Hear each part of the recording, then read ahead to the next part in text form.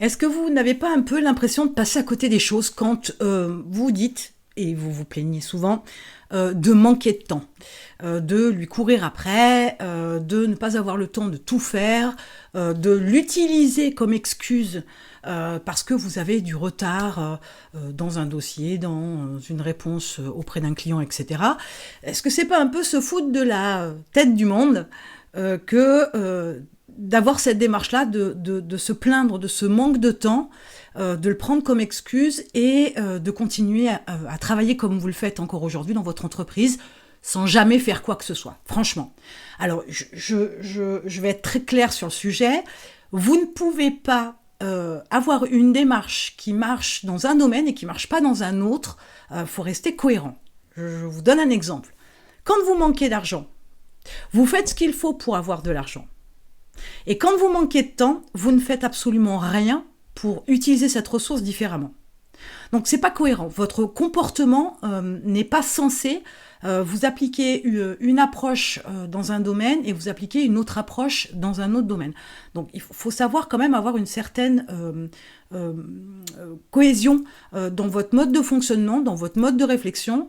Ça doit s'appliquer dans tous les domaines, alors avec certaines variantes certes, mais il faut avoir toujours la même démarche pour avoir une approche qui soit constante, productive, et surtout qui vous mène toujours à quelque chose qui vous fait avancer. Alors, concernant votre temps, une chose est sûre, c'est que d'abord, la gestion du temps, c'est une compétence.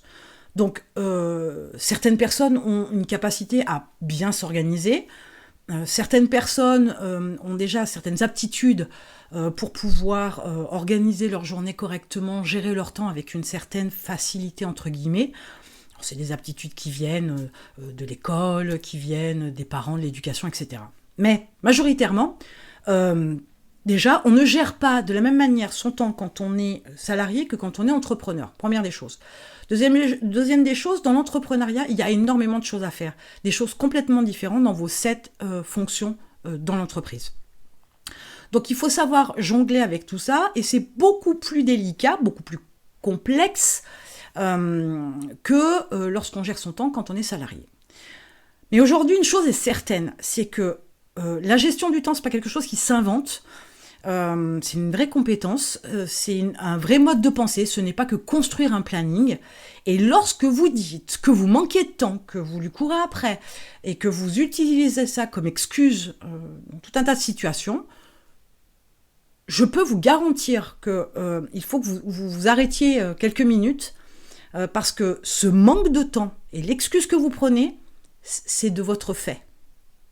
Si vous apprenez à gérer correctement votre temps, vous n'aurez pas de retard, donc vous n'utiliserez pas l'excuse.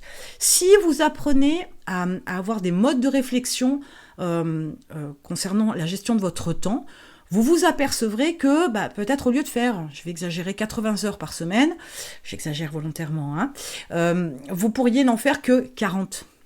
Mais parce que vous êtes capable de déterminer ce qui est important pour votre entreprise, ce que vous devez faire maintenant, ou pour plus tard, mais ce qu'il est important et ce qu'il ne l'est pas. À quoi vous voulez vraiment utiliser votre temps. Arrêtez de penser toujours que vous avez du temps à gogo, que vous pouvez travailler le soir si vous voulez, que vous pouvez travailler le week-end. À force de tirer sur la corde, elle va vous claquer entre les doigts. Donc, comprenez que le manque de temps, c'est de votre fait. Le manque de temps, c'est une décision que vous choisissez dans votre mode de fonctionnement, où les autres peuvent utiliser votre temps comme vous voulez, où vous prenez des décisions qui ne sont pas cohérentes avec l'utilisation correcte, optimum de votre temps. Donc, plus vous vous lancez dans cette course comme ça, au temps, à courir sans cesse et sans relâche, à être en mode bulldozer, à avoir des gros coups de fatigue, voire limite frôler le burn-out, etc., c'est de votre faute. Alors, une fois de plus, n'ayez pas ce côté fautif à vous flageller. L'idée, c'est de comprendre que ce sont des décisions que vous prenez. C'est des choix que vous faites. Et si vous manquez de temps aujourd'hui, c'est que vous faites de mauvais choix. Et il faut rectifier le tir. Il faut savoir ce qui est important pour vous, ce qui ne l'est pas. Savoir ce qu'il faut faire maintenant, ce qui peut attendre. Savoir ce qui peut être délégué aussi, par exemple. Mais une mauvaise gestion de votre temps, c'est de votre fait. Une mauvaise relation amoureuse, c'est de votre fait. en partie. Une mauvaise utilisation de l'argent, par exemple, c'est de votre fait. Vous ne pouvez pas imputer à qui que ce soit votre manque de temps, on est cohérent. Vous ne pouvez pas dire, oui, mais cette personne, elle m'a prise plus de temps que prévu. Écoutez les propres mots. Elle m'a prise. Donc c'est elle qui vous a pris du temps ou c'est vous qui décidez de lui accorder un temps imparti? C'est là toute la différence dans votre façon de voir le temps et dans la façon de gérer votre temps. Donc, il est clair qu'à un moment donné, il faut prendre les choses en main. Le raccourci, par exemple, un apprentissage clair de cette compétence pour s'organiser, pour se recentrer, pour se refocaliser, etc. C'est important, mais ça nécessite aussi une pratique pendant quelques semaines, quelques mois, avec des modes de fonctionnement que vous allez ajuster, peaufiner, personnaliser, parce que c'est pas quelque chose qui se limite à ok, je cale certains rendez-vous dans mon planning et je mets quelques deadlines et ça roule. C'est absolument pas ça. Donc vous avez un lien dans la description. Le programme Time Control va vous permettre déjà de prendre conscience de la notion du temps. Alors ça, c'est quelque chose, je pourrais en parler des heures, c'est la nature humaine. Hein. À 20 ans, on pense qu'on a la vie devant soi. Plus le temps passe, plus on s'aperçoit que potentiellement, ce qui reste se diminue, n'est pas forcément à disposition, n'est moins à disposition. Donc on prend aussi les choses sous un autre angle, mais c'est maintenant qu'il faut en prendre conscience, c'est pas dans 20 ans. Dans 20 ans, ce sera presque trop tard, vous pourriez à ce moment-là aussi avoir cette attitude de dire « si j'avais su ». Oui, mais je vous l'aurais dit, donc vous le saviez. Il n'y a pas que moi d'ailleurs qui sûrement vous ai dit ce genre de choses. Donc d'abord, il va y avoir une vraie prise de conscience du temps. Ensuite, il va y avoir une analyse de ce que vous faites, de ce que vous ne faites pas, comment vous le faites, quelle approche vous avez vis-à-vis de ces actions, ces tâches et du temps que vous y mettez.